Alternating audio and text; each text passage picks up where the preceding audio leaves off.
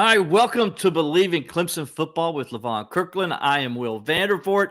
It's game week. It's finally here, Levon.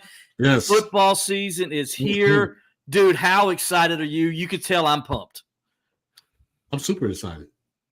I love college football, as you know.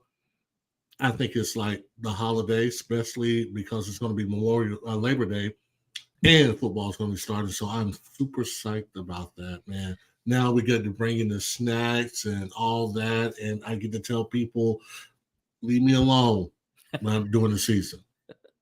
Leave me alone. Okay. Yeah. My people will call your people. I got to ask. Yes. What do you do on Labor Day? Do you pull out the grill? You got the kids over? What is Labor Day in the Kirkland household? Well, hopefully I get to spend some time with my brothers. Okay. Because they're big Clemson fans as well. So try to get with those guys. Have one of my brothers, he does all the grilling. Get him the grill. I just show up with the solo cups. We're ready to go. And, of course, you're just putting Coca-Cola in those solo cups, right? Yeah, mostly. Yeah. Mostly. It may be something else mixed with it. I'm with you, my friend. I'm with you. Yes. Want to say welcome to everybody out there that are watching us on Twitter, on Facebook, on YouTube. And I guess it's not Twitter anymore. I guess it's X. But anyway, we appreciate you guys watching us. We do this every week throughout the football season. So every Tuesday at 6:15, you can count on me and Levon to come on, and we're going to talk Clemson football. We're going to talk about the game that's going to happen that week. Maybe look back at the game that was before, and then talk a little ACC football as well. And so basically, we kind of keep it, as the show says, Bleav in Clemson football. That's what the show is about. And so we kind of keep it right there. And every once in a while, we do go off the rails a little bit. Yes. I'm a huge Steelers fan, as most of you know out there who follow me. Levon played for the Steelers and is obviously a big Steelers fan too. And so we might throw in some Pittsburgh every now and then, but just bear with us if we do. That we just got to get it out of our system because we sometimes get giddy, right, Levon? Yes, and sometimes we will throw some Batman in there too. We've been known to do that. And if you look over my shoulder here, you can see the Batman comic book right there and stuff like so. Yeah. And sometimes we may give you some tips on the ladies. Yeah. And don't listen to us when you do. Maybe listen to Levon. Don't listen to me. No. But anyway, we got a great show for you today as we're going to look around the ACC. We're going to look at Clemson and Duke's depth chart that was released last night around this time. So we're going to kind of break that down a little bit for you and get you ready for the game on Saturday. We're going to preview the Clemson and Duke game as well. We got a new segment called Levon's Pick Six. And so basically I go at Levon. I gave him some games. He's got to go against the spread. Tell me who's going to win. I'll throw in my opinion as well. And then we got a new segment called Extra Point. And the extra point is for the comment section. We see last week we had a lot of good responses and people asked questions and really wanted to ask Levon some things, ask us some things about the games and about the team. So we welcome that as well, and we'll do that at the end of the show. But before we do all of that, we also want to thank our sponsors who are joining us today or help make this possible, I should say. And as always, we are sponsored by the Clemson Insider, the most complete coverage of Clemson athletics and recruiting. We're also sponsored by Tip It Back Sports. That's the place to watch all your college football action this season. Tip It Back Sports is located in Greenville at 215 Pelham Road. So we're going to have that. It's talking about Tip It Back Sports Grill. As I mentioned, 215 Pelham Road in Greenville, South Carolina. That's the place to be this football season if you're not at home, okay? So if you're in the Greenville area, go by there and say hello and sit down and watch the games. If it's college football you want, Tip It Back Sports has all the biggest games from around the country on their mini TVs, including Clemson, South Carolina, and all the games from the ACC and the SEC. If it's the NFL you want, Tip It Back Sports Grill has all your Sunday games, and they are the home of mine and Levon's Pittsburgh Steelers. So if you're a Steelers fan out there and you're looking for a place, a Steelers bar, Tippetback Sports in Greenville is the place to be on Sunday afternoons for that. By the way, Levon and myself will be on hand to watch the Steelers game this season with you guys. I'll let you know, me and Levon will let you know more about that as soon as we kind of get that settled in with Tim Cinco and the crew over there. But until then, go check out Tippetback Sports Grill, located at the Commons at Pelham. It's open 7 days a week. On Monday, they have Twisted Trivia Night, as well as Monday Night Football. Other nights, they're going to have karaoke and live music. Every Saturday, as I mentioned earlier, it's all about college football. On Sundays is designated for the Pittsburgh Steelers and the NFL. So come see owner Tim Cinco and his team at Tippetback Sports Grill, located at the Commons at Pelham. Tippetback Sports Grill is the place to be for all your college and NFL action this season. We do appreciate them, and we appreciate the Clemson Insider, Robert McCray, the publisher over there, allowing us to use the Clemson Insider's Facebook and YouTube accounts to go live on our videos here. So we do appreciate that, and we hope everybody enjoys what we do. And if you can't make it live, it will be posted on the YouTube channel for the Clemson Insider. It will also be posted on Facebook and on Twitter. So you can go find them there and go back and watch them anytime you had some free time. And we appreciate you guys doing that. Levon, let's kind of jump into it. A little bit about news here. Just a couple items I want to get to. Approximately 75 games, including weekly ACC regular season games and college football playoff games, will be seen at Theater Sports Network. Now, ESPN has entered into a theatrical distribution agreement with the Theater Sports Network to televise Atlantic Coast Conference football games at movie theaters. Additionally, the agreement covers the New Year's Six bowl games, including the Chick-fil-A Bowl, the Goodyear Cotton Bowl, the Fiesta Bowl, the Capital One Orange Bowl, and the college football playoff games, the Sugar Bowl and the Rose Bowl this year. They'll also have the national championship this way. So ACC games that air on ESPN platforms are available for the Theater Sports Network distribution in the away team markets or in both the home and away markets for neutral site games. So basically this week, and when we get that news, we'll put it out for you. Clemson is at Duke, right? So we'll end up, you could go to a movie theater somewhere in the Clemson area in the upstate and go watch Clemson play Duke through the movie theater. That's pretty neat. I mean, is it because of the writer's strike?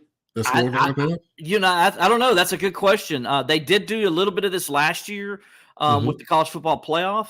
So I think this is something where ESPN is just trying to make a little bit more money. And, I think the theaters get, like you said, it helps them as well. And, and if you're a college football fan, man, you could watch college football game on freaking live, huge screen TV. Talk about big screen TV. Yeah. I mean, but it would be better now if they have the theaters that serve the food inside of the theater. Yeah, get the popcorn and stuff like that. Besides the popcorn, like burgers, hot dogs, they give you a variety. Now, if you got that kind of theater, that's a home run. Well, all you got to do with me, though, is give me popcorn. A bucket of popcorn, and I'm movie theater popcorn. There's nothing like it. Nothing matches it. It's my weakness as well. Yeah, it's just like I don't share. I don't share when I go to the movie theater. It's like it's one big bucket. It's mine. I'll buy you a bucket, but you're not eating my bucket. You see what I'm saying? Why? Yeah. Get your own popcorn. Exactly. And we're talking about if you're on a date. Get your own popcorn. Absolutely. Well, hold on. It depends on how she looks. I've shared it with certain women before, but they were really pretty, so I had no choice. You're gonna get in trouble, Will, because Will likes all pretty women. If you're not pretty, then you have no chance with them. So it's not gonna. So if you go to the movies with Will and he doesn't share his popcorn, I just gave my secret away, didn't I? That means he's not really that into you. So anyway, we digress. To get back on track here, also the Atlantic Coast Conference, Levon, officially announced its new home is now in Charlotte, North Carolina. They raised the conference flags today in all 15 flags of the member institutions at their new office headquarters, which is at the Legacy Union's Bank of America Tower in Uptown Charlotte. So this was a unanimous decision that was completed a comprehensive review and assessments under the direction of the board of directors and the executive committee to ensure that the conference offices was best positioned for the future and changing dynamics of intercollegiate athletics. I find it interesting, Levon, that the ACC has a new hub when we don't know what the future of the ACC is going to be. Let's just say what it is. We've all seen the reports out there. We've heard, we don't know what the ACC is going to look like next year, maybe.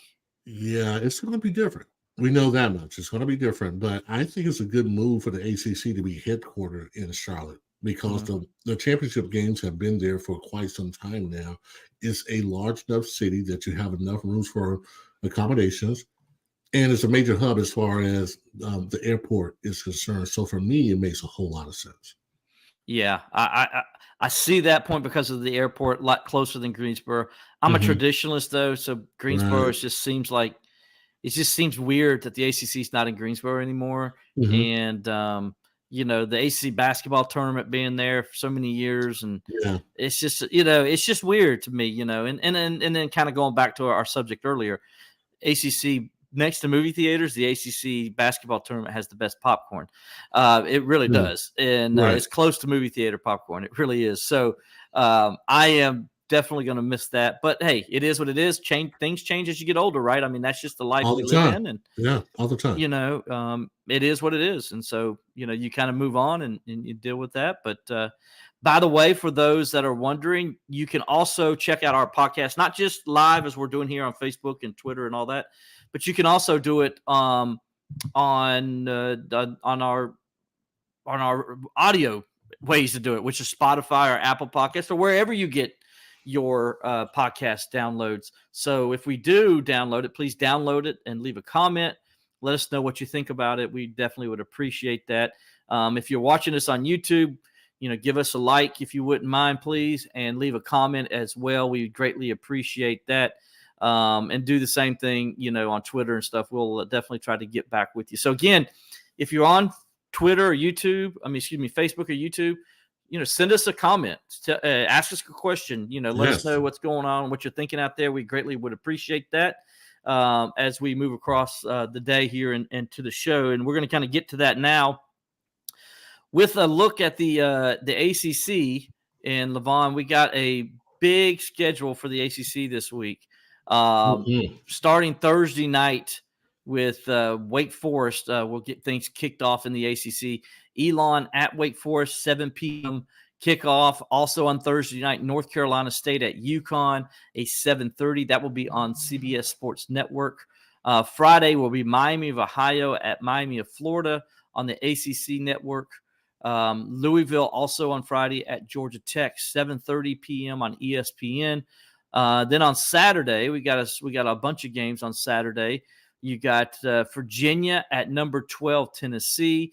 That's a noon kickoff on ABC. You got Northern Illinois at Boston College. That's also a noon kickoff as well. So you got later on that night, afternoon, I should say, South Carolina hosting North Carolina. That game's going to be on primetime on ABC. And then obviously we go to Sunday where you got Florida State against LSU. That's the big game, obviously, around the country. And then, of course, it all closes with the Tigers, the 9th-ranked Tigers, going on the road to open up conference play and the regular season at Duke. So we got a full slate of games this week, man. It's back, Levon. It's week 1. It's college football season. The NFL starts next week. So it's like, man, it is. I love this time of year. It's football every day, all the time.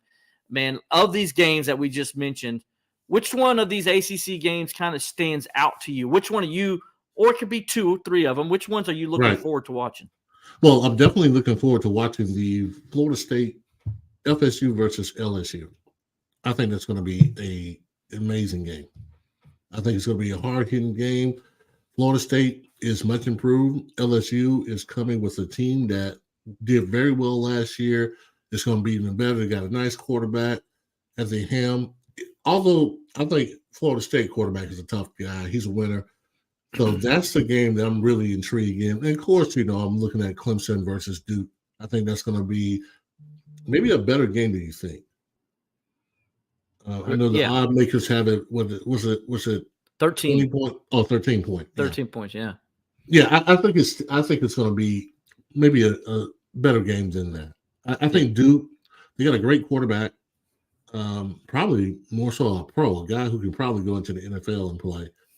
And they got a veteran offensive line versus the defensive line that's always been pretty strong for us. So I think that's going to be a matchup that's going to be intriguing.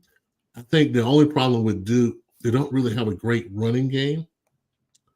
And if you can't run against Clemson, I think you're definitely in trouble. You got to be able to run the ball. If you can't get that running game started, they're just going to come after the quarterback. So that's the only thing I see that Duke may have a problem with. But I think Duke is going to fight hard, and I think they're going to play hard. Yeah, I obviously I'll be at that game covering it, so looking forward to it without a doubt. I think when I look at the Saturday, I'm excited about Thursday because you got Louisville, you got Florida at. And we didn't mention that in this because it's ACC games, but I like that Thursday game. It starts us off with Florida, Utah, so I'm kind of excited. Florida at Utah, and then you go into Saturday, and there's some games on Friday as well, some ACC games as we mentioned. But on Saturday, I'm just so stoked about South Carolina, North Carolina game. Oh, yeah. I'm interested to see what those two teams look like. Has South Carolina taken the next step, if you will? Are they going to get over the hump and now get to 9-10 wins? What kind of team are they going to be this year? Are they going to give some people some fits in the SEC East? That's kind of wondering that, I know they've lost some players on the offensive line and the defensive line. It's to see how they deal with those issues, if you will. And then, Spencer Rattler, is he going to take the next step? We saw at the end of the year last year. I don't know if there's a quarterback playing any better than he was at the end of the year. Clemson saw it firsthand, the way he was playing. And then on the other side, we got Drake May in North Carolina, who, offensively, I think they're one of the most dynamic and explosive offenses in the country. But the question with North Carolina is, can they stop a nosebleed? Yeah. and that's what I'm looking for in this game. Because I think South Carolina can do some things that can really challenge North Carolina. And I want to see if the Tar Heels can man up and play some defense, because that's something under Mac Brown in the last 3 or 4 years they haven't been able to do. Well, yeah, that's the issue with the Tar Heels. They can't stop anything. It's like they got a big hole in the middle of their defense. And you can do basically whatever you want to. Whether you want to run the ball, you want to pass the ball, you can do it. You saw it in the ACC championship when a brand new starter came in and just ripped them apart with a brand new wide receiver who never played that much. He came in. So obviously they're not that great on defense, but they got a dynamic quarterback that I would take at any time. The guy who can absolutely keep you in the game. What you want as far as a trigger guy is concerned. But if I'm North Carolina, I'm worried about that defense. Has that defense really improved? Spencer Rattler, on the other hand, he did play lights out last year, but he's streaky. Some days he'll throw you 4 touchdowns, and some days he'll throw you 4 interceptions. So I think for South Carolina, can he be a little bit more consistent as far as making positive plays? Because if he can't, they're going to be up and down again. They're going to be average again. But if he can, I think South Carolina's going to be much improved. Yeah, I do. I think they got a chance to be better this year. Now, they got such a hard schedule that I don't know if it will show in the results. But schedule. Really? Yeah. Well, they do. They have a hard. They have a tough one. And then their third game is against Georgia. Yeah. They very easily could be 1-4 to start the season and be better than they were a year ago. Yeah, that's a possibility. But that schedule, that first 5 games are really hard for South Carolina. So we'll see how they do. The other game you mentioned, LSU, number 5 in the country, Florida State, number 8 in the country, down in Orlando. From what I hear, it's going to be about 55,000 Florida State fans. About 40-something thousand LSU fans. So at Camping World Stadium down there. And so it's going to be a good environment, going to be almost like a bowl game kind of environment down there. I I think both these teams were two surprise teams last year, if you will. I don't think anybody thought that LSU was going to go and win the SEC West last year and play for an SEC championship. I know I didn't, especially after that Florida State game last year, the way they started the season with all the muff punts and everything else they did in that game, special teams wise.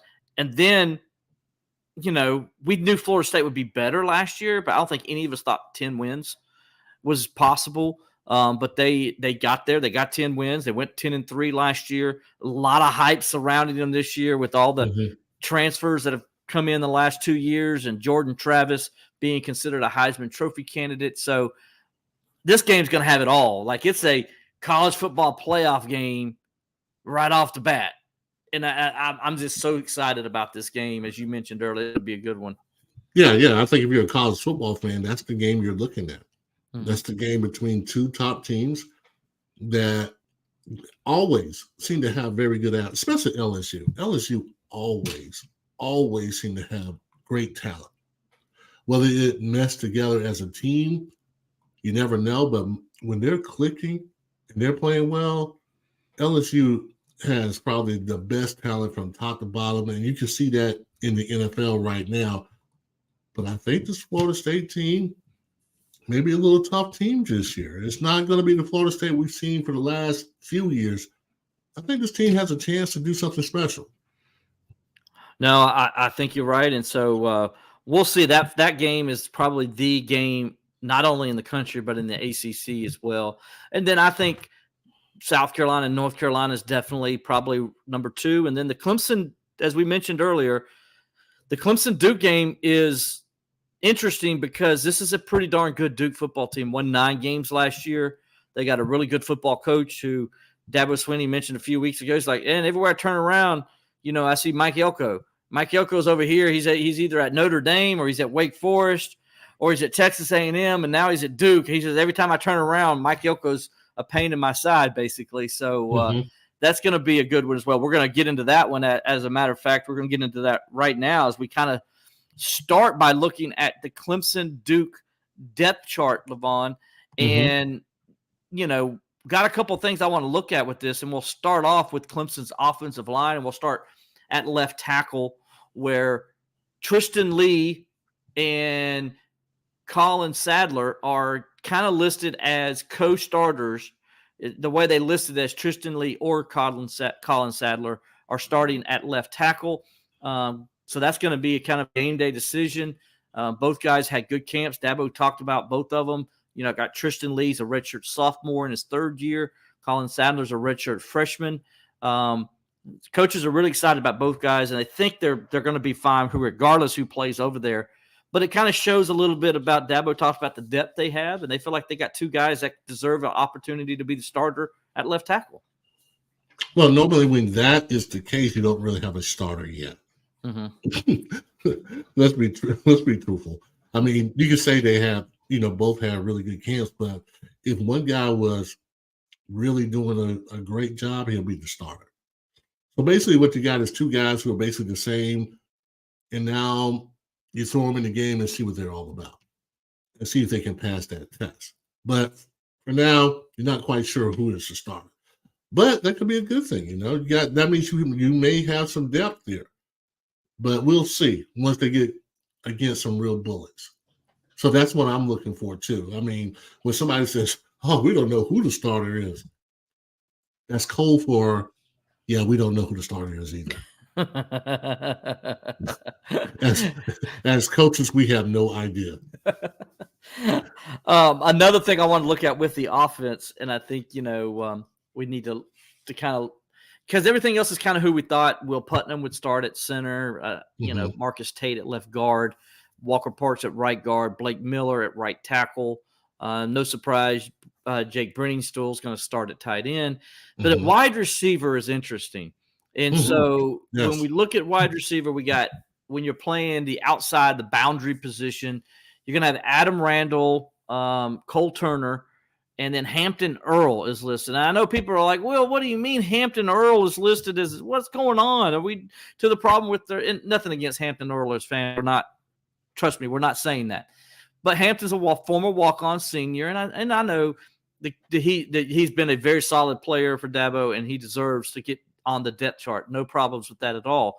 However, there's a method to Sweeney's madness. And when we look at the other wide receivers, you got Antonio Williams starting in the slot with Tyler Brown, the freshman, the dynamic freshman we've been talking about in camp. Everybody talks about backing him up. And then on the outside, playing the field side, we got Bo Collins and Brandon Spector. And this is a surprise for me, Levon. Troy Stellato, who has been like basically on the injured reserve list his entire career. He's a redshirt sophomore now. He's in his third year at Clemson. But now we're seeing him on the depth chart. First time we've seen Troy Stellato's name on the depth chart. He's a guy Dabo challenged before camp started. And looks like the young man has had a good camp. We've heard a lot of good things about him in camp. Looks like that is true because the coaches got him on the depth chart. Again, yeah. I mean, they know more about the team than maybe me and you. I mean, I haven't really watched them a lot. I'm trying to go up there this week to get a better look at them. But I'm still, this receiver group really still kind of bothers me. I'm not really sold on the receivers just yet. I think Collins is good. I think we got some good pieces, but we're so used to what we used to have at wide receiver, all over the field, whether it's a slot receiver, guys on the boundaries. We had the guys who can go get it. I think it all starts with Collins, though. I think Collins, he started off the year pretty well. So he need to continue to do that. He needs to continue to play well. And stay healthy. Yeah. Yeah, man. That's a big thing. Yeah. Right. Yeah. If him and Randall can stay healthy, I think we got a good shot, but I'm still not quite sold on our wide receiver and our wide receiver depth yet. So we'll see. Yeah, and speaking of that depth, I'm glad you mentioned that because the three other freshmen, we mentioned Tyler Brown was, he's going to be one of the he's going to be backing up Antonio Williams. So he's going to play. He's going to play a lot. I mean, like I said, he had a fantastic camp. The coaches are really excited about him. So, he's going to add some depth there, at least in that slot position, right? He could place the field too as well, from what I understand. So, but they redshirted. They want to redshirt the other three wide receivers. So that's Rohan Hannafin, Tink Kelly, the kid from Daniel, and Noble Johnson. Right. The plan is to redshirt them. Now, here's the good news about that, Levon. I don't know if you know, but the NCAA changed its rules with redshirts. Okay, check this out. I did not know that. You would love this, dude, if you got this when you played. Because when you redshirted, you couldn't play in one single game, right? Not even one. Not one game. Not one game. Well, then they changed the rule a few years ago where you could play at least 4 games, right? Well, now catch this. They changed the rules where in the regular season, you still can only play in 4 regular season games. But there's a but now. But if your team's in the postseason, you can play in any of those postseason games, and it doesn't go against your red shirt. Man, that's kind of cool. So if you're Clemson and you're redshirting Noble Johnson, and you play him 4 times in the season, if you want to hold him until the last 4 games of the regular season, you can, and play him then, right? And I'm just using him as an example. And then if you make you go to the AC championship game, you can play him there. That's 5. If you go to the college football playoff, you can play him there. That's 6. And if he goes to the national championship game, you can play him there. That's 7. So freshmen can potentially play up to 7 games. And still redshirt. The strategy of it all is you got somebody who's really blooming during the season. You redshirt them and you put him in the game.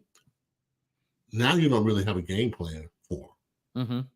And he could be a guy that could be explosive. He could be a guy that could be a great weapon for you that you don't have to use right away. You can use him later on, especially if he gets better. And trust me, most freshmen, they get better as the year goes along. They're not boys anymore. They grow up to be men. And so that's a possibility that could really work for a team that goes to the playoffs, and they can use a guy that you normally don't see on a regular basis, and it could be key for them. And the guy I think about that there's two examples. I use Noble Johnson for a reason because everything we hear he's that T. Higgins kind of guy, right?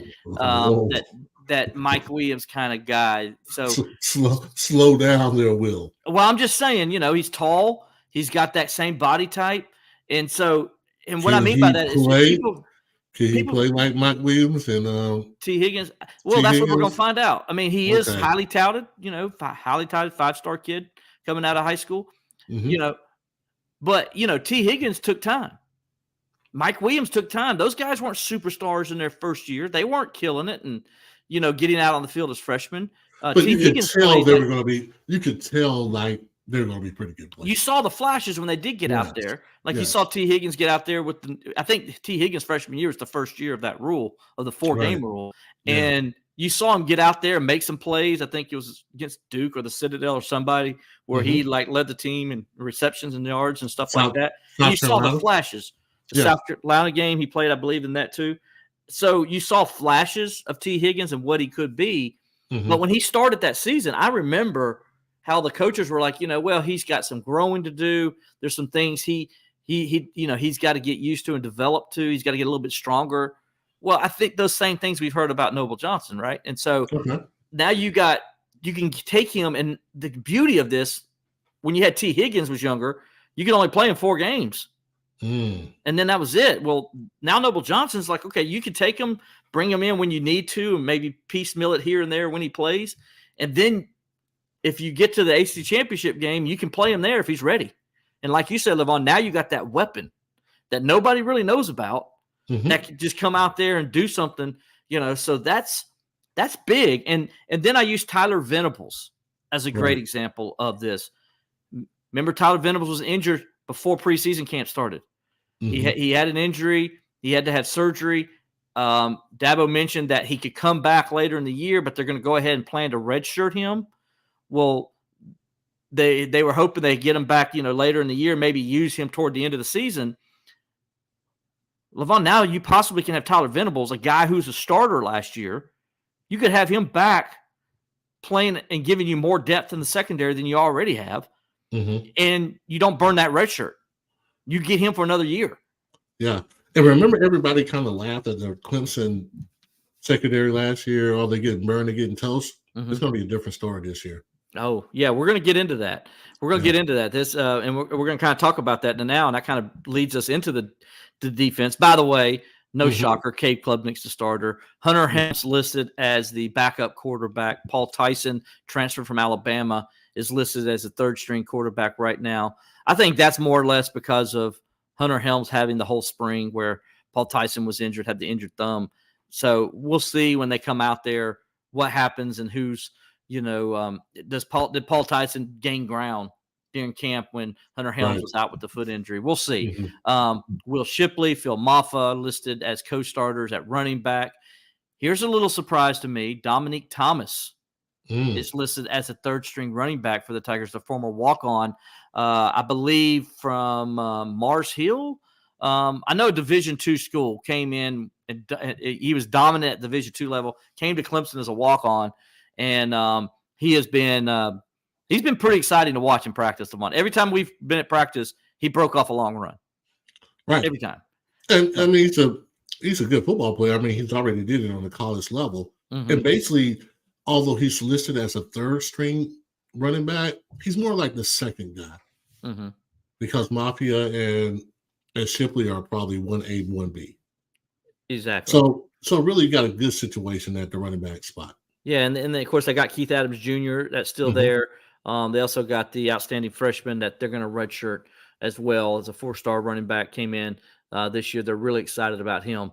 So speaking of, but we'll move over to defense now. As you mentioned it earlier, and I know me and you both love defense more than anything. Xavier Thomas, no surprise, listed as the starting defensive end, one of the starting defensive ends, along with, no surprise, Justin Maskell. But here is a surprise. TJ Parker, the true freshman, has grabbed the number 2 spot behind Xavier Thomas. He can also play the other side as well. Cade Dienhoff, the redshirt sophomore, is the other defensive end on the 2 deep. TJ Parker beat out a couple of experienced players ahead of him Levon, to get this spot. Forget experience. Can he get to the quarterback? Yeah. And then, well, from what apparently he can get to the quarterback better than those other guys. So I don't really like the defensive end position. To me, is it's an athletic position. Mm-hmm. You don't have to really be that cerebral, but if you can get off that rock and you get pressure on that quarterback, experience really to me doesn't mean a whole lot. Right. It really doesn't.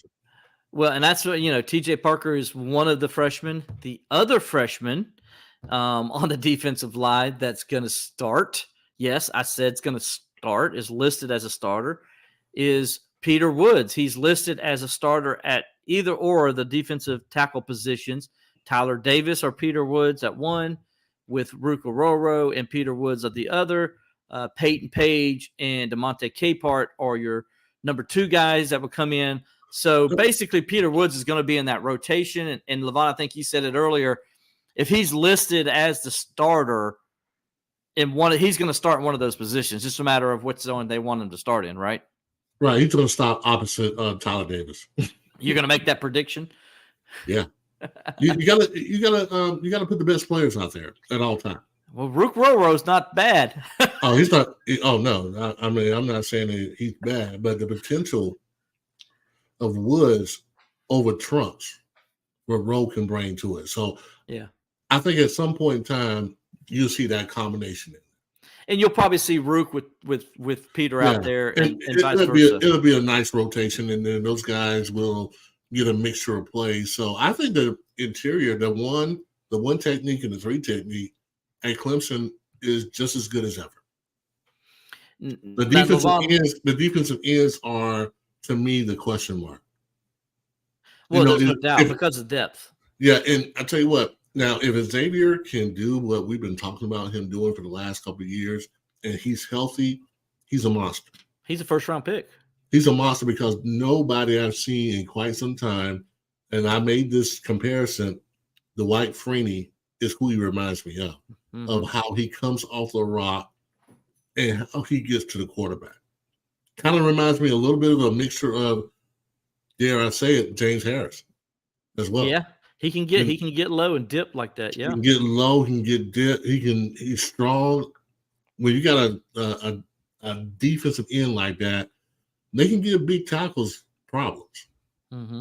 So if Xavier is healthy and his skill sets are still kind of like the same, the guy has potential to be very, superb. To be one of the best in the country. Well, I agree with you 100%. Now we're going to go to your favorite position, and that's linebacker. In college, you played outside backer. Mm-hmm. In the NFL, you played inside backer. So you've done it all. So you understand all the positions. Clemson is listing a 4-3, Levon, as their base. But I doubt you're going to see them play much 4-3 because of the depth. They only have 6 scholarship guys, and 3 of those guys are freshmen. So, don't think you're going to go that route if you don't have to, right? The only time I think Clemson lines up in a 4-3 to start a game will probably be against Notre Dame, right? Right. That's the team that they'll line up with that way. Because Notre Dame's going to run that ball downhill, so you're going to need that 4-3 in there. But the 2 linebackers that they got, Trotter and God, don't tell me I'm forgetting. Yeah, and Carter. They're probably the 2 best linebacker combination in the country. No doubt. Those guys can make plays. Those guys, you don't really have to blitz those guys that much because they can make plays in the open space. Mm-hmm. And you got a luxury there. And I think, what's his name? Lomax? Is it Lomax? You talking about Woodass? Woodass, yeah. Wade Woodass, yeah. Just remember it like whoop-ass. Like whoop-ass, yeah. I was watching the Tennessee game, the North Carolina. The guy's he's good too. Oh man, he's really. They moved him. He's going to be Carter's backup on the weak side when they play 4-2, when they play the 4-2-5 scheme, which they're going to play a lot this year. That's going to be, even though 4-3 is their base. Let's be honest, 4-2-5 because of the situation and the depth at linebacker is really going to be their base. Right. And so Woodaz will be the backup to Barrett Carter at the wheel position. And then in the middle, it's going to be, this is the interesting thing, because Jeremiah Trotter is going to be listed as he's obviously the middle linebacker, but behind Jeremiah Trotter is Kobe McLeod. The redshirt freshman is listed as the backup. And then D. Creighton, the true freshman, who they're really excited about. He's going to be listed as the next backup there. And then for if they are playing a 4-3 base, and no surprise here, Jamal Anderson. Yes, the same Jamal Anderson. Yeah. This is Jamal Anderson Jr. The Dirty Bird. Yes, he is. He's going to be the backup Sam backer. Now, when Clemson's in a 4-3 and they play that, but I doubt you'll see him much in the 4-2-5. Not really his skill set. He's a smaller linebacker, so he's only at 215 pounds. He's kind of bulk up a little bit. So I'm interested how they'll use him through the course of the year. I think he'll play a lot of special teams, obviously. Right. But it'll be interesting how those guys are used at that linebacker. Linebacker is going to be a interesting piece to watch throughout the season with Clemson because of their depth there. It's a real concern right now. And then your 4-3 can be the 4-2-5 as well. I mean, it could be interchangeable. Right. Well, that's what with Woodaz you could do. Yeah. If Woodaz is good at, covering downfield a little bit, seam flat kind of stuff, they can, it can look like a 4-3, but actually be a 4-2-5. Correct. And you're going to see that where Woodaz plays some of that nickel safety position. Right. You will see that. That's a good point, Levon. When they play dime, you're definitely going to see Woodaz in there when they play dime. Right. Yeah. He's more their dime guy. They did that. You saw against Tennessee and against North Carolina with him in there. Right. Kind of moving along, Clemson's corners are set. They're fine. Sheridan Jones is going to start on one side with Toriana Pride Jr., and then the freshman Sheldon Lewis, who they're really excited about. He's listed on the 3 deep as well. Then on the other side, you're going to have Nate Wiggins and Jaden Lucas. No surprise there with those two guys and what they can do. But here's the guy that they're really excited about, and that's Avion Terrell. He went to the coaches, Levon, and said, I don't want a redshirt this year. I want to play. I'll play nickelback if you want me to. Just get me out there. However you want to use me, I want to play. And this is AJ Terrell's younger brother. This guy bleeds Clemson, loves being a Tiger. He wants to get out there and play. He's like, I'll play special teams. I'll do whatever you want me to do, but I want to play. And he's gone out there and busted his butt and earned the right. And I think he's going to play a lot. Yeah, as you mentioned, they're really good at the secondary, and they're interchangeable with a lot of guys. And I think he's a guy you see along with Sheldon Lewis, you'll see a lot of. Yeah, well, that's the flexibility you want in the defense. You want guys to be able to go out there and maybe do different jobs. And then in that part, you can kind of confuse the offense. But the main thing is this. You got to win in the line of scrimmage. If you can win in the line of scrimmage, penetrate, cause problems, your defense is always going to be better. I'd rather have, like we always say, we rather have a great front seven, especially the front four, to be exceptional than have a bunch of back end guys. Right. Because if you just got good back end guys, people can run the ball on you. They can do different things, and they can kind of eliminate the secondary. But if you have a front four, or definitely a front seven that can cause some havoc, it makes everything in the secondary a lot easier. So hopefully Xavier comes to ball like we know he can ball. If he comes to ball, that's going to really help the Clemson Tiger defense out a great deal. I agree. And then when we look at the back end, I want to look at the nickelback position. Andrew Makuba is listed as a starter there. And then Khalil Barnes, a true freshman. We've heard everything about Khalil Barnes. He was if you remember the orange and white game, he had the breakup pass at the goal line that prevented a touchdown on 4th and goal. Then he ended up catching an interception and returning it for a touchdown in the final minutes. It turned out to be the winning points in the orange and white game. Well, he carried that over into fall camp. And the coaches are really excited about him. He's going to back up at safety as well, but they want to get him on the field, and they felt like this is one of the ways they can get him out there. He's so disruptive. He's got great football IQ, And now you got him listed with Andrew Makuba, who's another safety that plays the nickel. And the reason they got Andrew Makuba playing this position is because we just talked about the linebacker situation, right? So they kind of had to go to this formula. And I think Makuba's smart decision there to get the guy to make sure you got a smart guy who can play that safety nickel position. This is not like corner position where cornerback is different. And I know people are like, oh, Andrew Makuba was burned at corner. But he's not a true corner. He's just not. Mm-hmm. And he also was playing injured last year, not only with his elbow, but his feet too. And so he was going through some things. And I think this is a good position for Andrew Makuba because you're going to have Jalen Phillips playing free safety. You're going to have R.J. Mickens at the strong safety position. By the way, Covell. Covell's going to be sitting there backing up Mickens. And then you got this guy, Kylon Griffin, who had a great camp. And the coaches are really excited about him. He can also play that nickel back position. So, Levon, they got playmakers in this secondary, and they got it mixed with experienced players like a Sheridan Jones, a Mickens, a Phillips, an Andre Makuba, and Nate Wiggins. And then they got them mixed in with, some other guys that are young and they show the future. When you look at a guy like Torana Pride and Jaden Lucas, and then you got Khalil Barnes, you got Griffin. You got Sherrod Koval. I mean, and then as we mentioned earlier about Avion Terrell, it's just this secondary, man. You know what it reminds me of? Can I just go ahead and say who they remind me of? Tell me. You remember Donnell Wilford and James Lott and Robert O'Neill and those guys that played with you and Jerome Henderson? Yeah. That's who this secondary reminds me of. They got Darnell Stevens. They got playmakers everywhere. At one point in time, that secondary was the number one ranked secondary in the country. Yeah, I know. At one point in time, yeah. So that was a good secondary. You're missing out Dexter Davis. Oh, I left out Dexter Davis. What's wrong with me? What's wrong with you?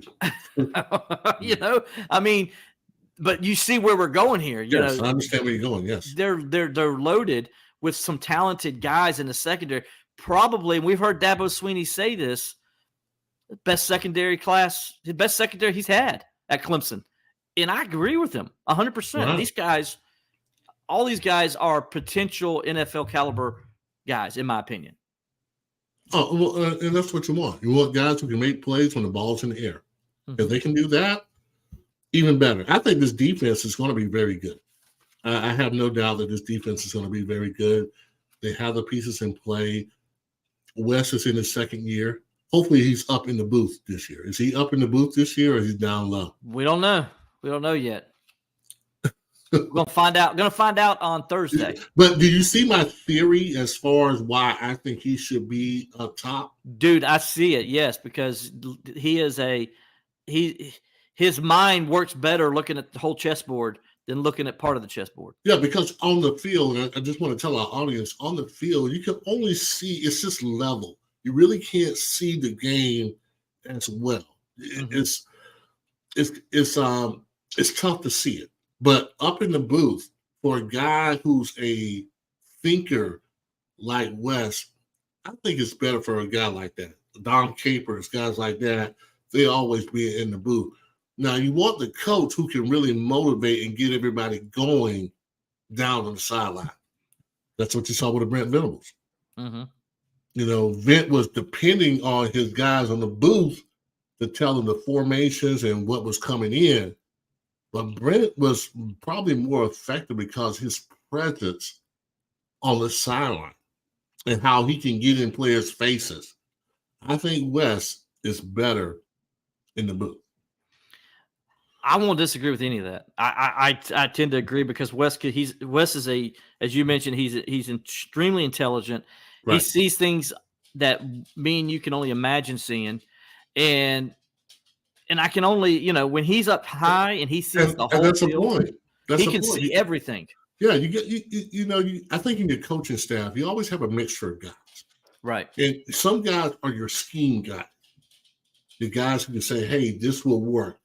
And then you got that guy, what I call the street guy, the OG, the guy who's done it before, who's played it.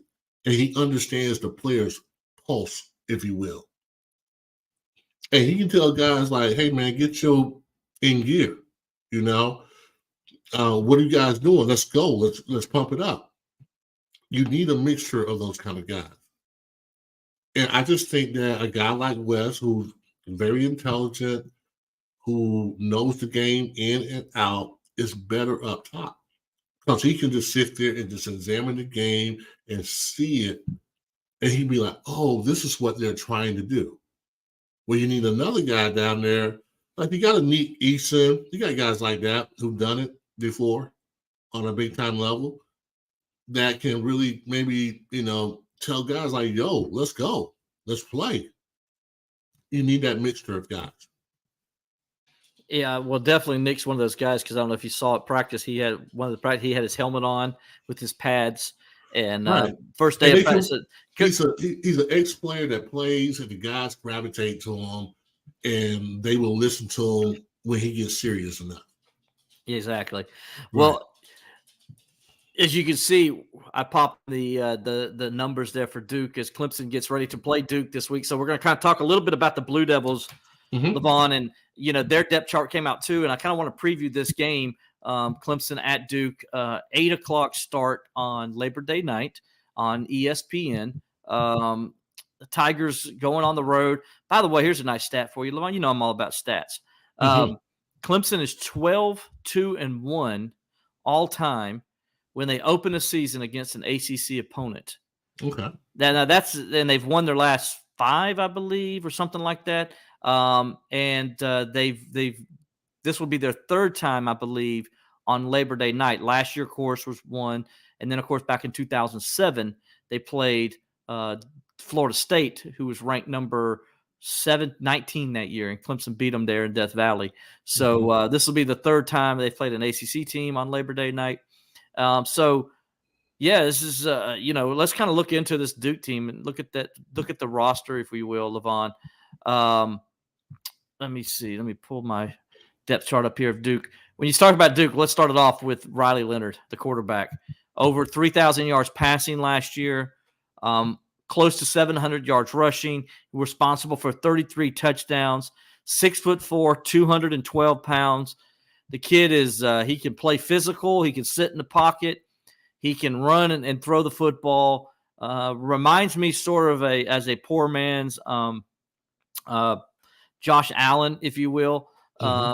What do you think about this Duke quarterback? And I think he's one of the best quarterbacks in the ACC.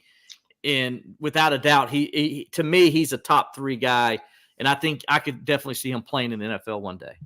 Yeah, the ACC has always been pretty good at the quarterback position. It's one of the positions that they actually do pretty well, no matter what team the quarterback is on. The quarterbacks are usually pretty good in this league, and it's no different from this kid, Leonard. I think he's going to be one of the best guys in the ACC.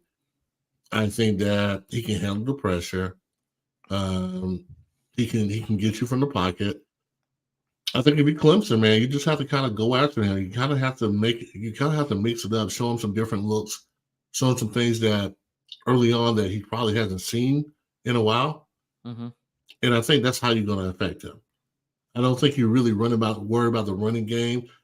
He can beat you as far as if it's 3rd and 10 and you don't keep him in front of you, he can get that first down, or he can get that 8 yards to make it 4th and 2. And that gives him an opportunity to try for the first down. So I think that he's your guy that you have to really keep an eye on. The guy that you have to he's the key to their offense. The offensive line is not bad either now. Those guys can really protect. They do a good job. So it's going to be a nice little battle. I'm glad you brought the offensive line because this is a large offensive line. Yes. A very experienced offensive line. When you look at them right here, you look at their starters, senior, 1 sophomore. So they're starting 4 seniors and a redshirt sophomore. So he's been there 3 years. So this is a veteran offensive line. This is a big physical offensive line. This isn't going to be a cakewalk for the Clemson defensive front. They're going to have to work. Now, it doesn't mean they can't get to the quarterback, and because they're talented. As we know, the Clemson defensive front is very talented. But they're going to have to work on this one because this is a very good offensive line that's not going to be bullied. They're very physical. And then they got a tight end who in Nikki, I think you call it Dalamon. I may be saying that wrong. I apologize, Nikki, but he's a 6'4", 240-pound tight end that he is athletic. He's all over the field. They use him in the passing game. He's used in the run game. He's very dynamic. He can cause some problems. They got a couple wide receivers back. Look, they got weapons on this offense, but it all starts, as you mentioned up front, with this offensive line and how they want to be physical and run the football and keep their quarterback protected.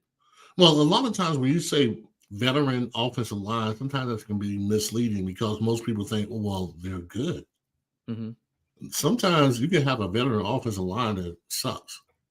Yeah, that's true. That's not the case here, though. they're just older. You just got an older offensive line. It doesn't mean they're any good. But I think this team is actually pretty good. They're savvy in their ways. And they'll be able to try to draw up some schemes to expose the Clemson defense a little bit. So I think you're right, Will. I think that it's going to be a challenge for the Clemson Tiger defense. Mm-hmm. I don't think that it's going to come in there and just wreck shop. Hopefully so. But I think they're going to have some problems with this Duke offensive line. And it's going to be challenging. Yeah, they're going to get after them. They really are. I mean, they're physical. I watched Duke play several times last year, and the one thing I came across as I watched the play was they're physical. No matter who they're playing, they're going to be physical. They're going to punch you in the mouth, and they're going to keep punching you in the mouth if you let them. So Clemson's going to have to respond, and they're probably going to get knocked back a few times. That's okay. The point of it is you got to win more of their battles than their guy does, and if you do that, you'll win. I think Clemson can do that, but it's not going to be easy. Flipping it on over to the defensive side. Now, Duke's not great on defense. They weren't great last year on defense. I'm not going to sugarcoat it. They were middle of the road ACC, actually below middle of the road, giving up over 20-something points a game. But they were much improved last year defensively than they were the year before when they were at the bottom of the conference in total defense. What I do like about this defense is they bring back experience. They bring back experience in their front seven, especially up front with their defensive ends and defensive tackles, and a guy like Jamon Franklin or Dwayne Carter. They got Oben at defensive end there. Also, Vincent Anthony Jr. is another guy. And then, in the secondary, I like their corners with Joshua Pickett and Al Blades Jr., and then they got Chandler Rivers and Miles Jones. I think there's two other guys. I think they're pretty solid on the outside, Levon. Mm-hmm. My concern, and I think where Clemson can exploit this, is in the middle. I think Duke's a little bit weak at linebacker. That seems to be one of their weak spots. And then I think they're weak at one of those safety spots where they're going to have a new guy starting at safety this year. So I think that's where Clemson is going to try to expose them, is in the middle of the field. And, when you say expose them in the middle of the field, the first guy that comes to my mind is Jake Brittingstool in the tight end. Yeah, I mean, anytime you have linebackers, first and foremost, most top tight ends are a better matchup against linebackers anyway. Mm-hmm. Well, you look at the NFL or you look at the college ranks, it's a tough matchup for them. These guys are 6'4", 6'5". They're basically, I would say they're not quite power forwards, but they're probably good small forwards. And small forwards, as you know, they're very athletic. So usually it's tougher for a linebacker who's only like maybe 6 foot trying to guard a guy who's 6'4". Right. It's just tough. And then, like you said, the middle of their defense is weak. So you just pound their defense. You just pound them. You have to try to exploit that. Yeah. You try to exploit that. When people talk about, you're going to be balanced, no. You got to see what they're good at or bad at and expose that weakness. And so if you have to run the ball 50 times, but it's working, keep doing that. Mm-hmm.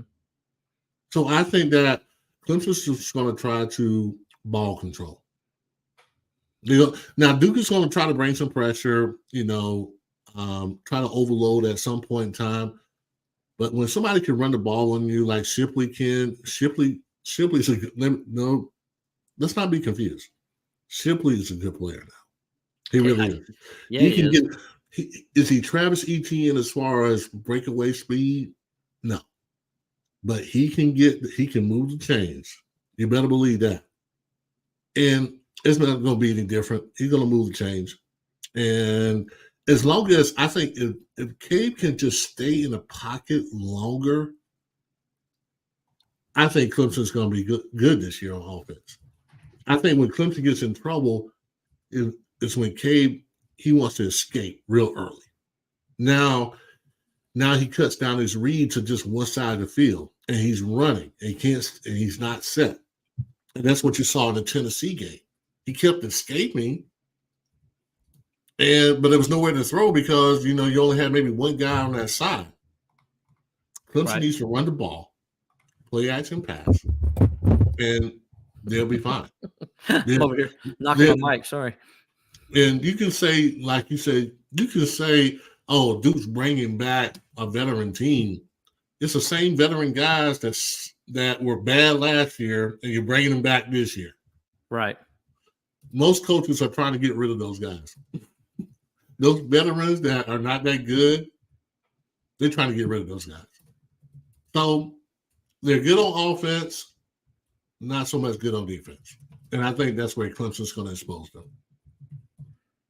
I think you're right. And for those out there watching on Facebook and Instagram, get us some questions. Our last segment, it's going to be called The Extra Point, and it's where Levon or whoever, however you want us to answer the questions, anything you want about the game, you want to ask Levon directly, please get that into us, and we'll do that in the last segment. So please go ahead and get those questions into us. We do appreciate you guys watching. Again, you can see us on Twitter, on Facebook, and on YouTube.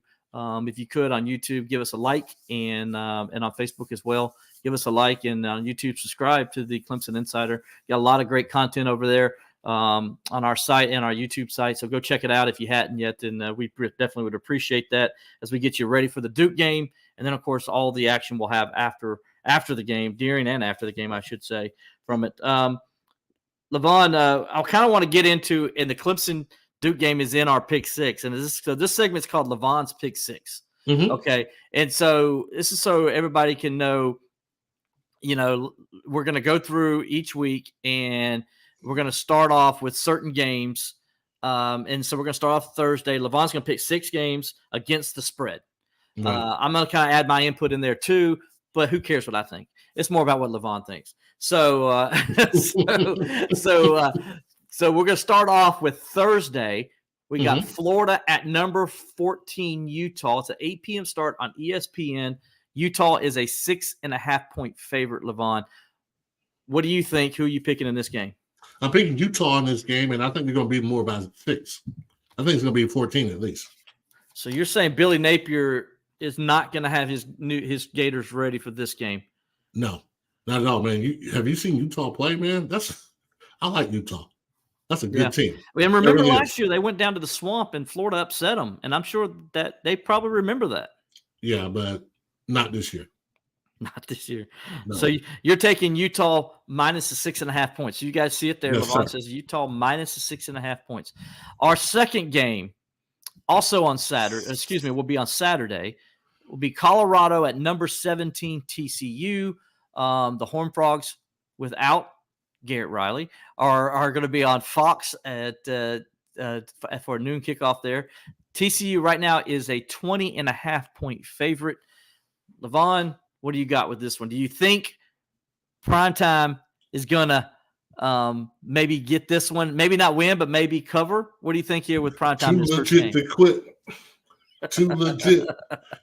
No, you're going to go with the Horned Frogs, huh? Yes. They're going to get busted up. I wish Dion the best. And I think Dion has something, man, that can really unite a culture. I do. I just think that this is a real tough test. Yeah. For a team that's going to be really brand new coming in, I mean, this is not the Disney Channel or the movies where they miraculously find themselves and win the game with all these new parts. I think it's going to be tough on them. I really do. I think this is not going to be pretty. So there you have it right there. So Levon is taking TCU minus the 20.5. Yes. By the way, all our bets are brought to you by betonline.com, .ag, Go over and check them out at BetOnline.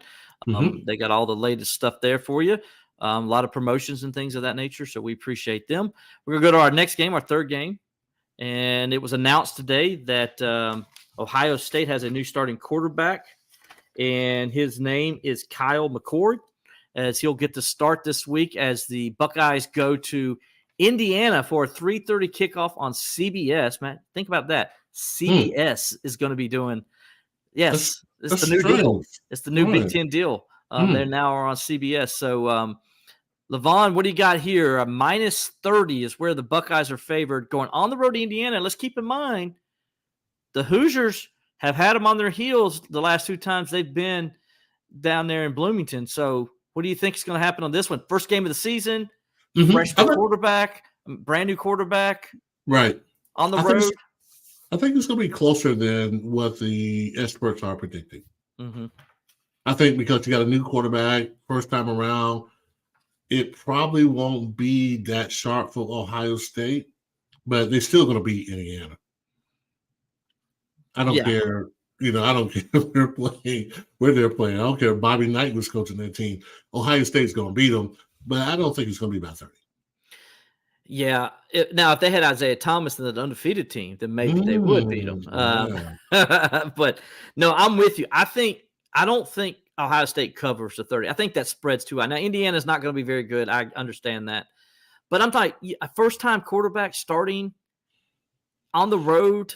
But Ohio State, man, whether we like it, we know we don't really care for Ohio State. If this is week 3, I'm fine with it. But it's but it's week 1. You got to think they're going to have some kind of communication issues, things of that nature that'll keep them from getting. 30 points is high. Pretty high. That's high if you had C.J. Stroud quarterbacking. Yeah. Really, any freshman quarterback at this point in time, that's pretty high. That's pretty high. So I'm with you. I'm taking that plus 30. I'm taking Indiana and plus the 30 there. Right. All right. So our next game, Saturday, number 21, North Carolina versus the Chickens down in Columbia. Excuse me, not in Columbia. It's in Charlotte, but that's where they're from. Anyway, it's a 7:30 p.m. kick on ABC. North Carolina right now is a 2.5-point favorite over the Yardbirds. What do you think on this one, Levon? Man, it just depends on what Spencer Rattler comes up. Which one shows up for the game? If it's Spencer Rattler that played against Clemson, I think South Carolina upsets them. It may not even be that close. Really?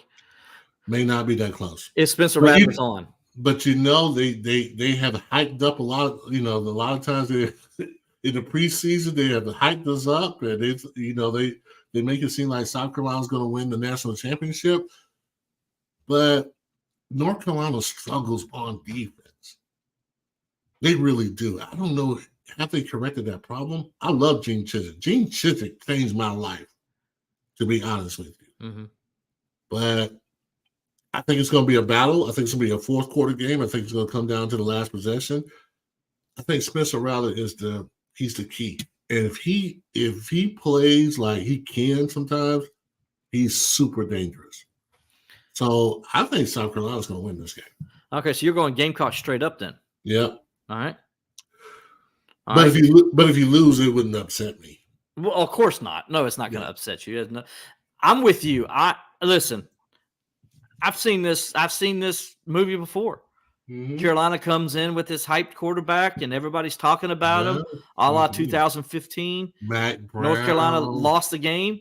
North Carolina went 11-1 that year, and their only loss in the regular season was to South Carolina at the start of the year in Charlotte. Yes. Then a couple years ago, they start the season. They got the quarterback, the Howell kid there, and everybody's talking about him, and they're supposed to put up 700 points a game. And South Carolina has nothing, and blah, blah, blah. And the Gamecocks beat them in Charlotte. Yeah. Again. So it's two for two in Charlotte are the Gamecocks against North Carolina. And Levon, here we are again. We're here. Hey, look, I like Drake May as good as anybody. I think he's probably the top quarterback in next year's NFL draft. I really do believe that. But, and I know South Carolina has questions on offense and defensive line, but I've seen this movie before. Yeah. And I've seen North Carolina being overhyped, and everybody talking about North Carolina. Not that they're overhyped as they were a year ago, but people still they think they can beat South Carolina. I know it's a 2.5-point spread, so it's supposed to be a tight game. I think it will be a tight game. I'm with you. I think I just got too many question marks on North Carolina's defense. I think South Carolina figures things out. I think Shane Beamer does what he does on special teams like his dad used to do. That's where he gets an advantage. And they find a way to beat North Carolina yet again in basically what's going to be a home game, because shame on the Tar Heel fans. They didn't hardly buy any tickets again. So the Gamecock fans got almost the whole stadium full of Gamecock fans. So the game may be in Charlotte, but it should be played in Columbia because there's going to be a home crowd for the Gamecocks there. Oh, no question about it. And I think they're going to win the game. So I'm going South Carolina straight up. I feel like they're going to win the game as well. I just do. I just, Mac Brown gets a lot of love. He gets a lot of love from the national media. They love Mac Brown. And anytime he has a sliver of a chance, they're going to pump it up. They are. But I don't know if North Carolina is that team. You see what I mean? I looked at what happened last year versus Clemson. Clemson just beat them up, And I think that South Carolina is a little bit better. I just do. I mean, we'll see what happens on Saturday night, but I think South Carolina's going to win this one. I'm with you. You're thinking the same way. All right, so now we move to Sunday, and we're not talking NFL yet because they don't play till next week. Oh, man. But we're talking about number 5 LSU versus number 8 Florida State, 7:30 kickoff on ABC. LSU is a 2.5-point favorite. Levon, this is the game of the week. Ooh. Everybody's talking about it. It's a college football playoff game in the first game of the season. What do you think is going to happen? And who do you got? Whew. Boy, this is too close to call. It really is. I think it should be a 4-quarter game, come down to the last possession, maybe field goal at the end to win this game. Mm-hmm. I think LSU. I think LSU. So since you're saying a field goal game, you're saying LSU with the 2.5? Yeah. Okay. Mm-hmm. LSU, I like what they did last year. They really kind of bounced back. I know that Florida State has a lot of hype this year. Talking about the recruiting, talking about the transfer portal, but that stuff doesn't win games. I think that LSU may outclass them just a little bit, but it's going to be an intriguing game. It's going to be a game that I'm going to be in front of my television set watching this one. I might even go to the movies and get movie popcorn and bring it back home and watch this one. Let's bring it back. Let's bring it back. We're going to bring it. We're not going to keep it in the theater. We're going to bring it back home. I love it, man. I love it. I'm with you. I think LSU wins this game, but I think it's going to be more than 3 points. I think they can win it by a touchdown or so. And the reason I say that is I like the matchup for LSU. I thought last year LSU should have won the game, but they didn't. No. Granted, Florida State outplayed them in a lot of ways last year too, but LSU, despite everything they did, muff punts, turnovers, block field goals, block extra point, they still had a chance to win the game at the end. And that's all you can ask for. That tells you the kind of team you have and how hard they play. And I think these guys really believe in Brian Kelly and what he's doing there. I think Brian Kelly's the better coach. And I think he will in the game where these two teams are as equal as they are, I think he will be the difference in this game, because I just don't think Mike Norvell's there yet as a coach. I haven't seen it from him to win in-game stuff. I saw he lost. You wanted to be honest? He lost. Mike Norvell's coaching decisions lost the game against Clemson last year. Right. In-game coaching decisions he made cost him the game. And I just don't see it yet with him. And I'm not saying that he won't get it or can't get it. I just don't see it yet. He hasn't done it yet. And that's what I'm saying. We haven't seen it. He hasn't done it yet. So I'm going to go Brian Kelly has been there, done that. Has been there many, many times. Yes. So I'm going to go with Brian Kelly and LSU to cover the 2.5 and win this game, obviously. So I'm going LSU -2.5 as well. And now that leads us to our final pick of the night. And Levon, that is Monday night, number 9 Clemson at Duke, 8 p.m. kickoff on ESPN. Clemson is a minus 13, or Clemson's getting 13 points, I should say. So, not Clemson's not getting. Duke is getting 13 points. Clemson's a 13-point favorite is the way I should have said it. So what do you think here, Levon? Does Duke cover? Do they cover that 13? No. Oh, wow. So you're saying the Tigers are going to win by 2 touchdowns or more? I think they're going to win by two or three touchdowns more. Okay. I think they outclassed them that much. I mean, Duke's going to be a nice story, and I'm sure everybody's going to be at the stadium. And by third quarter, it's going to be what we call a gray out. That means you're going to see mostly concrete seats. The Duke fans are going to be gone. Thinking about basketball. I think they're going to come in pumped up. They're going to be ready to go. They might even score the first points. But when the game is over with, Clemson would probably win by at least 3 touchdowns. Okay. Chuck Duncan, he agrees with you. He said on Facebook, he says 42-10 Clemson in his prediction. Listen, Chuck, I love your confidence, buddy. Levon, I love yours too.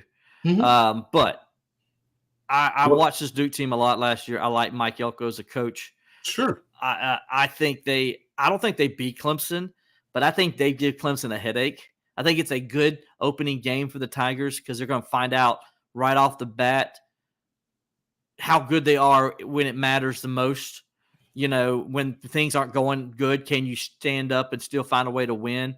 Mm-hmm. I think this game is a 4-quarter game. Mm-hmm. I think Duke takes it into to late in the game. I think ultimately Clemson pull away, but I don't think the Tigers cover that 13. I think it's too high. I'm thinking more Clemson's going to win by 10 points. So I like this Duke team. Clemson's more talented. There's no doubt. Mm-hmm. Got the better roster and everything. But Levon, as you know, it only takes a turnover or two to change a game. And, you know, that was an issue for Clemson late in the season. I want to see if those things are cleaned up and that they can take care of the football, not put the defense in bad situations. And defensively, I want to see if they can match up with a team that can smash them in the mouth. And we didn't see that against Tennessee, and we didn't see that against Notre Dame. And to be honest with you, we didn't see that against Florida State either. Florida State just went away from it, but Florida State was running the ball on Clemson that whole game. Mm-hmm. I want to see Clemson show some toughness in the run game, and they're going to be challenged, I think, from Duke. I think in the run game, it's all about, you know, making sure that you're seeing your keys correctly and you're not trying to see everything. And I think that was the problem last year. They're trying to see everything instead of like, hey, this is my gap. I'm going to dominate my gap. I'm going to hit the hole. I'm going to trust my eyes. If Clemson gets to that point where they can do that, they can trust themselves and then trust the guys around them, they'll be much better. And then also trusting the defensive coordinator, West, to make sure that, you know, they take ownership. And it's a good game. And West is calling a good game, a good, aggressive game. But I think it's going to be interesting, but I think Clemson outclasses this group. I just did. Well, I'm glad you said that because one of the questions as we get into our last segment here before we wrap things up, and it's called Extra Point, which means you ask Levon or me a question. Mainly Levon. Nobody cares about what I think. Yes, we do. Will. So they're just getting a Ring of Honor perspective. One of the questions Levon asked to you was, give a score prediction. What do you think this game's going to be? Score predictions. I hate doing score predictions. I know, but the people have asked. Yeah, the Clemson Duke game, right? Is that the game they want? Clemson Duke, yes. Yep. I think it's going to be like 38-10. 38-10 or 30-10, you said? 30-10? Okay. All right, 30-10. You hear it there. Levon says Clemson 30, Duke 10. I hope you're right, my friend. That'd be an easier night for me, and I can write my story pretty fast and be done working earlier. 8 o'clock starts. They're great to watch, but, man, they suck to work. I'm going to tell you. Yeah. So let me see what we got here.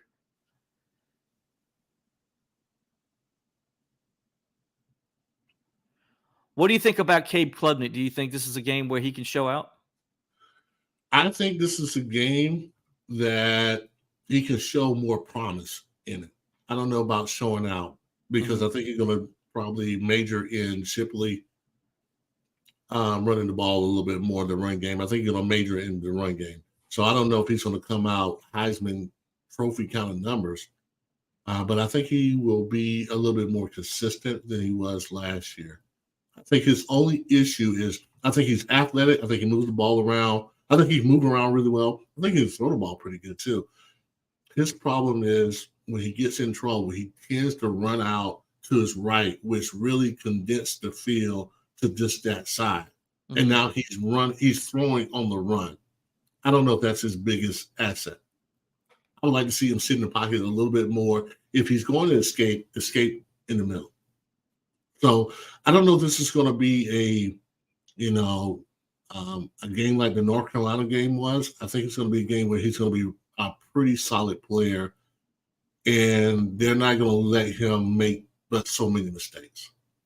Right. Yeah. And speaking of Cade Klubnik, by the way, shout out to him. Gave his entire team, the entire Clemson team, beats. Oh, man, that's nice. The entire team, not just his offensive linemen or his receivers. He gave the entire team their own set of beats. Man, that is pretty cool. awesome for a young man to do that. That's a lot of beats. And they ain't cheap. No, but he gets like a deal, right? I mean, yeah, but still 125 beats. I don't know. That's really good because if that was me, I would just probably give it to the defense and maybe just only to the starters on defense. Mm-hmm. I wouldn't have crossed the line to the offensive side. And as much as I love walk-ons, I definitely wouldn't have gave any of the walk-ons any beats, but that goes to tell you that he's a better human being than me. I love it, Levon. I love it. Like, I wouldn't even give the walk-ons. Because I would have kept 2 of those headphones for myself because you never know. You can lose it. Somebody can steal them. So I would at least kept 2 to 3 to them myself. Yeah, I mean, so if I keep 2 or 3, that means I'm leaving out a walk-on or a second-string offensive lineman. I'm good with that. Well, speaking of the offense, Scott Millsap, he asked, do you think Clemson's offense will get back to a couple receivers that regularly can reach 100 yards per game? Ooh, that's going to be interesting. I'm not sure about that. Okay. I'm not sure about that. I don't know. I think Collins could be special. I really do. The Brown kid is really good. I don't know if they're gonna pull off that. I'm not sure about that. Okay.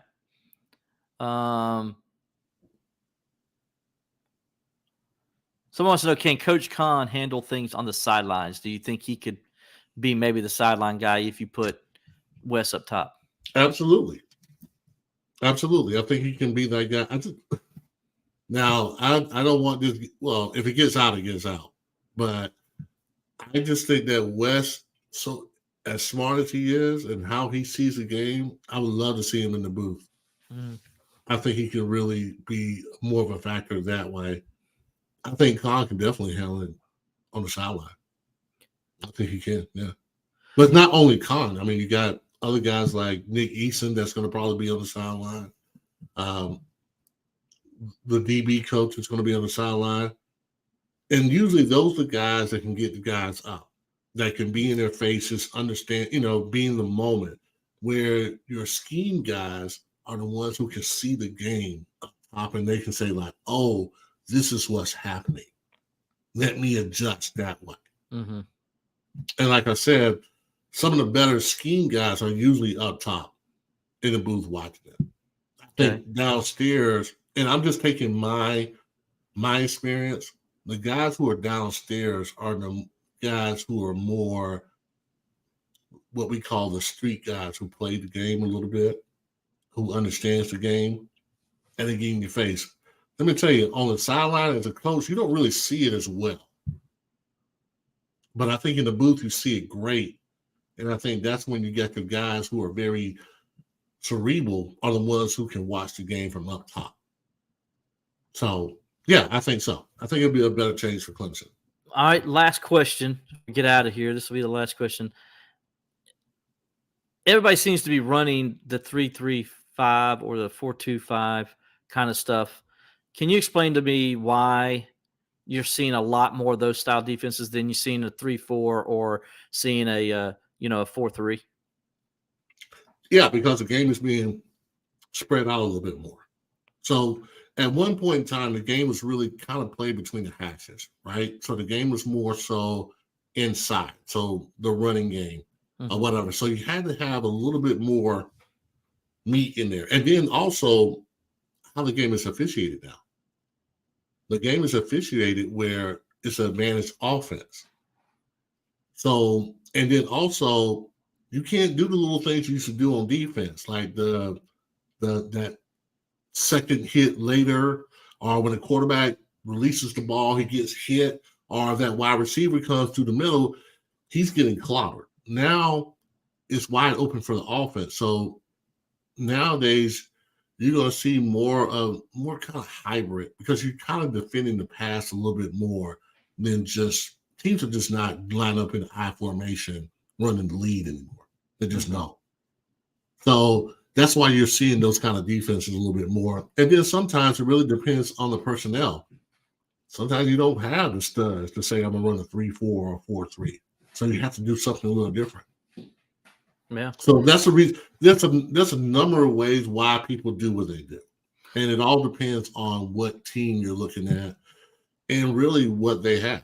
I mean, if you got more DBs, maybe you do more of a 4-2-5. I mean, if you got good linebackers, maybe sometimes you do a 3-4 because you got the linebackers are out there. So it really kind of all depends. But I think because the game is kind of turning more so to the offense because more people want to see scoring, that's the reason why you're seeing more of a dime package or a nickel package, because you got to defend the pass a little bit more because the field in the middle now is wide open for the offense. Yeah, and again, a lot of reasons why Clemson, I think, is going to play a more 4-2-5 this year. It's more depth related. It's more about their linebackers just aren't deep right now. They don't have experience there, and they don't have the players there. To be honest with you, they're down 2 or 3 linebackers. They like to have 8. They got 6 right now. And so scholarship players, that is. So that's a problem, and that's why you're going to see Clemson, I think, run a lot of that 4-2-5. And then you also mentioned, because the strength, as we mentioned, the strength's in the secondary. And they can afford to play that kind of scheme there. And you can also put Woodaz in that scheme and kind of get him on the field. That way he's not off field. You're not literally taking him off as much. So there's a lot of reasons why they're doing it. And this, as far as why Clemson's doing it this year, but everything, I agree with what you said, Levon. The game's changed. It's not a defensive football game anymore. It's more leaning toward the offense. If you notice the rules, all the rules always adjust to the offense for the most part. Yeah. And it is what it is. And, though there was what Steelers game was it earlier preseason where we saw the offense was penalized, and I'm like, what?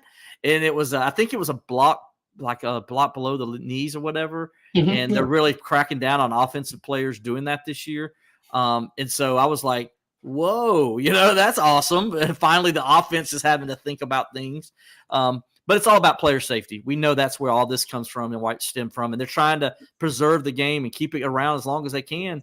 Yeah. And that's why they got to do these things. I think it's more about scoring points.